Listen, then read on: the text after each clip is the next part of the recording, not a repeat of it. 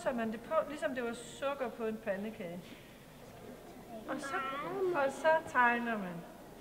Og hvis man tegner langsomt, så bliver stregen helt skarp. Så kan man også gøre sådan her. Med 3 fingre for eksempel.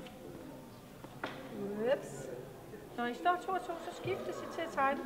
Så hvis vi lige starter med at få stenen helt ren. Og så først så tegner du en streg, så tegner du anden streg. Må jeg starte?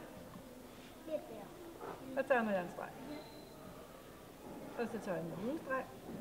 Så tegner du en streg, Gabriel. Det er dig. Så det er din tur til at tegne en streg.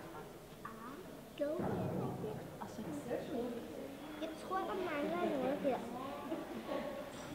Så, Mads, det er din tur. Vi kan lave den bagefter igen. Jamen, jeg kan ikke være så godt her for sig. Og jeg kan lave mere styr. Kom med til det.